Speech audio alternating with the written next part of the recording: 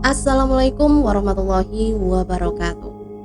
Apa kabar teman-teman penikmat cerita horor dimanapun Anda berada?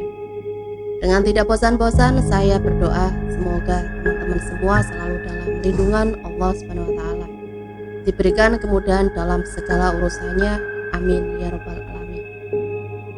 Nah, di kesempatan kali ini saya akan membagikan satu cerita horor dan mistis dengan judul Sumur Emas Perenggut Nyawa. Seperti apa ceritanya? Langsung saja kita mulai. Sore ini cuaca sangat cerah. Setelah selesai dengan tugas sekolah, Alma menyusul ayahnya, duduk bersantai di teras rumah. Ayah dan anak ini bercengkrama, saling melempar pembahasan obrolan ringan. Dimulai dengan membahas seputar pelajaran sekolah yang kemudian dilanjutkan sang ayah bercerita sana-sini. Sesekali terlihat gelak tawa di antara mereka. Memang hubungan Alma dengan ayahnya terbilang sangat dekat. Ayahnya yang seorang pegawai pertanian itu lebih banyak waktu luang ketimbang ibunya yang juga seorang pegawai pertanahan.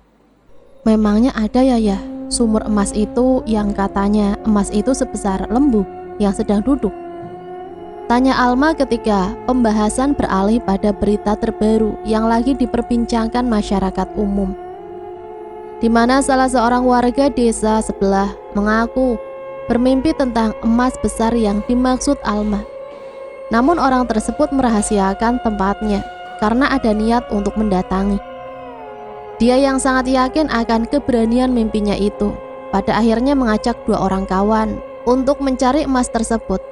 Setelah berpamitan pada sang istri, mereka bertiga pun menuju sebuah sumur di tengah lahan perhutani. Di tempat itulah yang menjadi petunjuk dalam mimpinya.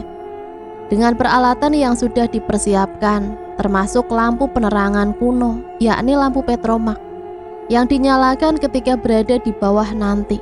Mereka pun memulai pencarian. "Hai, aku menemukan emasnya. Emas sebesar lembu." Begitulah si lelaki pertama berteriak di bawah sumur dengan suara keras menggema. Kedua temannya tersenyum senang, lalu mempersiapkan tempat besar untuk dilempar ke dalam. Namun ketika mereka bergantian memanggil temannya yang di bawah, tidak ada suara. Yang terlihat hanyalah nyala kecil lampu petromak. Saat ketegangan mulai merambah, mendadak mereka dikejutkan dengan hembusan angin dari dalam sumur yang sangat kencang dan diikuti suara mendengung. Karena tidak ada yang berani menyusul masuk ke dalam sumur, mereka pun pulang untuk meminta bantuan warga. Hari itu juga sumur tersebut sangatlah ramai. Namun sayang, setiap kali ada yang berniat masuk ke dalam untuk mengikat mayat, mereka seperti dihadang angin besar yang memenuhi lubang sumur, sehingga membuat mereka mengurungkan niat karena dianggap ada makhluk halus yang menghalangi. Maka atas usulan dari salah satu warga, didatangkanlah seorang spiritualis. Meski dilakukan berbagai ritual, namun belum juga bisa masuk ke dalam sumur. Hingga dilakukan doa bersama di tempat itu. Namun ternyata nyali warga sudah menciut. Walaupun keadaan sudah tenang, namun tidak ada yang berani melakukan pengambilan jenazah. Mereka saling tunjuk satu sama lain. Dan pada akhirnya pihak keluarga pun mengikhlaskan jasad tetap di dalam sumur. Mereka juga berpikir ulang jika terjadi kejadian yang sama, yakni akan kembali ada korban jika memaksa masuk ke dalam sumur. Apa emas itu benar-benar ada ya? Kembali Alma mengulang pertanyaannya. Sang ayah hanya terdiam sambil memandang jauh ke depan, seolah-olah mengingat sesuatu hal di masa lampau. Mungkin saja beliau paham dan tahu pasti jawaban dari pertanyaan Alma. Setelah lama terdiam, sang ayah pun akhirnya mulai angkat bicara. Dulu ada sebuah dusun yang tidak luas, jumlah penduduknya hanya ada 30 kepala keluarga. Akan tetapi sekarang sudah ditinggalkan oleh penduduknya, dan saat ini lahan tersebut sudah diambil alih menjadi hak milik perhutani. Cerita pun berlanjut. Menurut cerita yang tersebar, di dusun itu dulunya ada yang tinggal. Salah satunya keluarga yang bernama Pak Dar dan istrinya bernama Pustri. Sudah lebih dari 10 tahun, namun mereka belum juga dikaruniai momongan. Meski begitu, mereka tetap bekerja keras demi memenuhi kebutuhan hidup. Memang keluarga Pak Dar ini tidak memiliki ladang maupun banyak harta, akan tetapi terbilang sebagai keluarga yang miskin. Pak Dar sendiri sudah hidup menderita sejak kecil, yang mana dia harus membantu ibunya mencari nafkah ketika ayahnya meninggal dunia di saat ia menginjak usia 11 tahun. Penderitaannya berlanjut ketika sang ibu harus beristirahat total karena gigitan binatang berbisa saat mencari kayu bakar di hutan. Pengobatan yang terlambat membuat beberapa syaraf utamanya rusak. Pak Dar yang kecil harus berjuang dengan keberlangsungan hidup dan dia menjadi yatim piatu ketika berusia 16 tahun. Setelah menikah dengan Pustri yang juga dari kalangan tidak mampu, kehidupannya masih dalam penderitaan. Rumahnya berbentuk gubuk dengan dinding yang terbuat dari kulit kayu dan atap dari jerami alang-alang. Sedangkan pekerjaannya sehari-hari menjadi buruh serabutan. Dia ikut ke tetangga-tetangga dusun yang mempunyai lahan luas yang membutuhkan tenaganya. Kalau sedang tidak ada yang membutuhkan tenaganya, Pak Dar pun pergi ke hutan mencari kayu bakar untuk dijual ke pasar. Hasil jualnya dibelikan gaplek untuk diolah menjadi nasi. Dan memang itulah makanan kesehariannya, hanya nasi serintil dan lauk seadanya. Terkadang ikan asin atau juga hanya sambal korek dan kerupuk saja. Sedangkan nasi serintil adalah nasi yang bahan dasarnya terbuat dari singkong, yang mana singkong tersebut sudah dikupas dan dijemur di bawah terik matahari sampai berhari-hari, sampai kering dan berwarna kecoklatan. Itulah yang disebut dengan gaplek. Setelah itu gaplek diolah dengan menggunakan alat tradisional bernama alu dan lumpang, yakni alat tradisional yang terbuat dari kayu jati tua sehingga kuat untuk mengolah gaplek dan menjadi bubuk sehingga dapat diolah menjadi nasi serintil. Karena itulah alat tradisional alu dan lumpang sangat populer di masa itu. Pak, gaplek kita ini sudah hampir habis, Pak. Mungkin hanya cukup untuk besok saja, ujar Pustri dengan nada sedih. Memang sudah 2 minggu lebih Pak Dar beristirahat. Setelah mengalami sakit demam, dia memilih tidak bekerja demi memulihkan badannya. Sementara Pustri selama ini bekerja di ladang milik tetangganya. Dia ikut membersihkan rumput-rumput yang menghalangi pertumbuhan padi. Jika tidak ada yang menyuruh, Pustri pergi ke hutan mencari daun jati untuk dijual ke pasar, sekedar membantu mencukupi kebutuhan keluarga. Namun beberapa hari cuaca yang sering hujan juga membuatnya istirahat total. Dari situlah tidak ada pemasukan bagi mereka. Akhirnya Pak Dar beranjak lalu berpamitan pada istrinya untuk mencari pekerjaan. Di antara pekatnya mendung yang bergulung-gulung, ia melangkahkan kaki menyusuri jalan buatan. Tidak ada yang tahu kalau ada niat lain di hati Pak Dar. Ternyata selama beberapa hari istirahat di rumah, pikirannya telah dihinggapi rayuan iblis. Bayangan menjadi orang kaya telah merasuki hatinya, sehingga dia pun berniat dalam hal pesugihan. Pak Dar akan mencari uang secara mudah dan gampang, dan dia tahu siapa orang yang akan dituju. Sosok tersebut adalah Mbah Kaban, seorang spiritualis tua rentah yang dikenal sekitar setahun yang lalu. Hanya beberapa kali saja dia datang berkunjung ke rumah sang dukun. Ia pun bertamu biasa, tanpa ada niatan khusus. Dari kunjungan itulah dia sering menemui tamu yang minta laku kesugihan. Dan hari ini tekadnya telah harus dia akan tuntaskan kemiskinan dan penderitaan yang disandingnya dari lampau. Sampailah Pak Dar di rumah yang berbentuk gubuk, tapi terlihat rapi dan bersih. Tampak sepi, menandakan kalau tidak ada tamu yang datang. Pak Dar mengucapkan salam yang langsung disambut oleh tuan rumah. Dia pun dipersilahkan masuk. Bersamaan dengan itu hujan deras datang.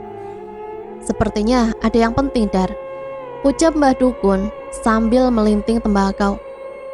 Sejenak Pak Dar belum bisa menjawab. Dia bingung harus mulai cerita dari mana.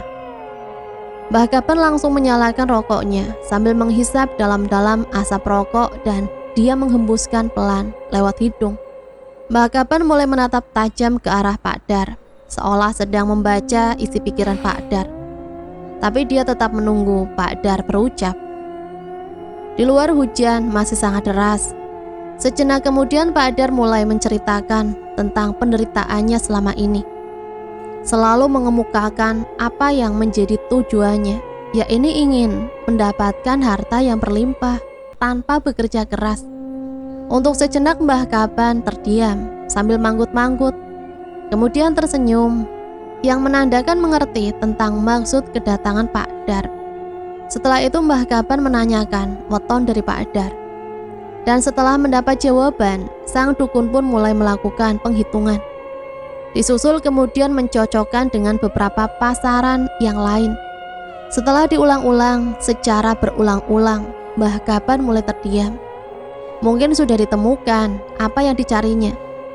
Dengan raut wajah tegang, dukun yang sudah tua itu kembali menghisap tembakaunya. "Resikonya sangatlah besar," ucap Mbah Kaban, disusul melepaskan asap pekat dari kerongkongannya. Dan dengan yakin Pak Dar mengucapkan, dia sanggup melakoninya. Dia akan melakukan apa saja demi keinginan yang tidak terbendung. Mendengar kemantapan itu, Mbah Kaban mematikan tembakaunya, kemudian memejamkan mata. Untuk beberapa saat, yang terdengar hanyalah rintik air hujan. Ada satu tempat yang di sana menyimpan emas tidak terhitung nilainya, ucap Mbah Kaban sebentar setelah membuka matanya. Ucapan itu dilanjutkan dengan sebuah resiko yang sangat besar. Memang bisa membuat kaya raya dalam beberapa hitungan. Akan tetapi jika gagal mengambil emas yang besar dan berat itu, maka Pak Dar harus siap dijadikan budak oleh si penunggu. "Aku siap, Mbah. Yang penting panjenengan selalu berada di belakangku," ucap Pak Dar dengan kesanggupannya. Mbah Kaban mematikan puntung tembakau lintingannya, lalu memberitahu jika ritual akan dimulai malam nanti. Pak Dar juga disuruh membawa peralatan untuk menggali tanah yang akan dilakukan setelah selesai. Sebelum berangkat, Pak Dar disuruh mandi keramas, yang mana ada mantra khusus saat mandi dilaksanakan. Perlahan Mbah Kaban membaca mantra tersebut, diikuti oleh Pak Dar sambil menghafal. Gerimis tipis membawa kabut hutan di sisi kampung. Di dalam gelap itu tampak dua orang sudah berada tepat di jantung hutan. Yang tidak lain adalah Mbah Kaban dan Pak Dar, masih berdiri dalam keheningan. Berulang kali Mbah Kaban mengamati sekeliling. Dukun tersebut seperti meyakinkan dirinya sendiri bahwa tempat ini memanglah lokasi yang menjadi tujuannya. Beberapa kali suara-suara dari dimensi lain membuat suasana mencekam. Pak Dar tetap fokus mengikuti arahan sang dukun. Hatinya terus merapal mantra yang dibekali oleh sang dukun untuk membentengi diri. Apa yang dilakukan malam ini pasti akan berhasil.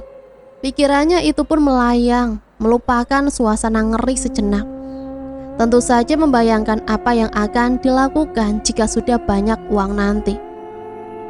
"Dar, ingat, aku hanya bisa membantumu cara menemukan emas besar itu. Tentang cara pengambilannya, kamu sendiri yang harus melakukan," ucap Mbah Kaban kembali mengingatkan. Pak Dar manggut-manggut. Dia sudah persiapkan berbagai alat dan juga sudah mempunyai taktik sendiri untuk bawa pulang emas tersebut. Di gelap malam yang semakin larut, Mbah Kaban menyiapkan segala ubu rombi untuk ritual. Setelah semua berjalan rapi di atas tikar pandan, masih dengan berdiri, dia bersedekap melakukan semedi untuk mencoba menemui sosok penunggu emas itu. Sesaat suasana benar-benar dingin dan mencekam. Mbah Kaban membuka matanya. Ada raut kecewa di mimik wajahnya. Dia yang melakukan perjalanan gaib ternyata tidak mampu menemui sosok penunggu emas itu. Baginya hal ini sangatlah aneh. Tidaklah mungkin sosok tak kasat mata tidak berada di tempat. Apalagi dia sudah mempersiapkan segala umbu-umbi untuk memanggil. Selain itu biasanya sosok gaib akan muncul menampakkan diri jika tempat atau barang yang ditunggunya kedatangan tamu tak diundang. Mbah Kaban menyuruh Pak Dar menyalakan secuil menyan arang. Bau harum pun menyeruak bercampur dengan aroma kabut. Kembali Mbah Kaban melakukan semedi, berkelana di alam gaib mencari penunggu emas tersebut. Tujuannya hanya satu, agar emas itu dilepas tanpa meminta imbalan yang berat. Tapi tidak ada sosok apapun di sekitar. Mbah Kaban pun kembali ke alam nyata dengan tangan kosong. Menemui hal aneh tersebut, Mbah Kaban memilih beristirahat sejenak. Dia akan kembali melakukan semedi beberapa waktu lagi. Apabila sosok tersebut tidak muncul juga, lebih baik kita urungkan niat ini, ucap Mbah Kaban kemudian. Tampaknya Pak Dar tidak rela jika kembali dengan tangan kosong. Apalagi lokasi yang membuatnya bisa kaya sudah ditemukan. Ditambah dia sudah siap dengan semua peralatan dan juga taktik untuk menarik emas nantinya. Dari hal itu dia memaksakan kehendak Mbah Kaban melakukan rencana semula. Bahkan dia berani menyuruh Mbah Kaban untuk melawan sosok tersebut jika memang tidak merestui. Semua ada tata caranya, Dar. Tidak seperti yang kamu bayangkan, ucap Mbah Kaban yang tidak setuju dengan usulan Pak Dar. Waktu terus bergerak hingga dini hari. Sudah berulang kali Mbah Dar mencoba mencari dan berdialog dengan sosok penunggu emas. Tapi keinginan itu tidak pernah kesampaian.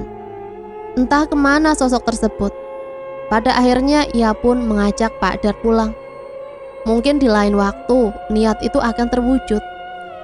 Dengan terpaksa Pak Dar mengikuti perintah sang dukun. Dia harus sedikit bersabar demi pencapaian yang besar. Berulang kali ritual dilakukan di tempat yang sama, namun selalu gagal. Mbah Kaban juga sudah berusaha mencari tentang pesugihan lain bagi Pak Dar. Tapi ditilik dari wetonya, tidak ada satupun yang cocok. Sementara Pak Dar yang sudah membayangkan menjadi orang kaya, menjadi bermalas-malasan. Dia memilih menolak pekerjaan yang ditawarkan oleh para juragan tanah. Untuk makan sehari-hari, dia bergantung pada istri sendiri. Bu Sri sendiri merasa heran dengan tingkah laku suaminya. Setiap dinasehati, sang suami selalu menghindar dan menyuruhnya menunggu sampai mendapatkan harta karun yang akan membuat mereka hidup bahagia dengan bergelimang harta. Karena tidak juga menemukan titik terang, kesabaran Pak Dar mulai habis. Ia berpikir jika hari lahirnya sudah pas, tentu emas itu memang untuknya. Tidak perlu bersusah payah mencari izin sosok penunggunya. Dari pemikiran itu dia bertekad melakukan penggalian tanpa seizin Mbah Kaban. Keinginannya menjadi orang kaya sudah tidak terbendung lagi. Dan penggalian itu pun dilakukan tepat di malam bulan purnama. Sebelum melakukan penggalian, ia melakukan hal yang sama dengan Mbah Kaban. Ia menyiapkan abu rombe dan melakukan meditasi sendiri. Tiba-tiba terdengar suara kereta kencana terhenti di sisinya. Pak Dar berpikir jika itu adalah sosok penunggu emas yang dicari. Dia juga berpikir jika selama ini Mbah Kaban telah membodohinya. Nyatanya dia mampu bertemu dengan penunggu harta tersebut. Dengan segera Pak Dar membuka mata. Tampak sosok hitam dengan banyak bulu duduk di kereta yang terbuat dari emas. Sosok itu berpakaian kerajaan dan juga memakai mahkota. Dengan suara gemetar, Pak Dar mengutarakan maksud tujuannya, yaitu ingin mendapatkan emas sebesar lembu sebagai sarana pesugihannya. Sosok menyeramkan itu tertawa. Ia memberitahu jika lembu emas itu adalah peliharaannya. Namun dia akan memberikan pada orang yang bisa menemukan dan mengambil. Tapi jika gagal, maka manusia serakah itu nantinya akan dijadikan budak. Usai berkata, sosok itu pun melaju, lalu menghilang tak terbekas. Pak Dar tersenyum senang. Baginya itu adalah hal yang mudah. apalagi dia sudah diberitahu tempatnya oleh Mbah Kaban. Tentu akan lebih mudah mendapatkan emas tersebut. Segera ia mengambil alat untuk menggali tanah, lalu dimulailah penggalian. Di kedalaman 1 meter, alat galian Pak Dar menghantam seperti batu. Saat dilebarkan dan diperhatikan, lama-lama terlihat jelas bentuk lembu dan berwarna kuning. Pak Dar pun senang dan berpikir akan mendapatkan harta karun. Dia pun mempercepat penggalian. Tapi setiap digali dan hampir mendapatkan semua, tiba-tiba emas yang berbentuk lembu itu tenggelam lagi. Digali lagi, tenggelam lagi, hingga tanpa sadar galian sudah sangat dalam. Pak Dar tidak bisa mendapatkan oksigen, juga tidak bisa naik lagi ke atas. Dadanya terasa sesak, hingga dia pun meninggal dunia, ikut terkubur bersama emasnya. Hilangnya Pak Dar sampai ke telinga Mbah Kaban. Dia langsung datang ke tempat sumber harta.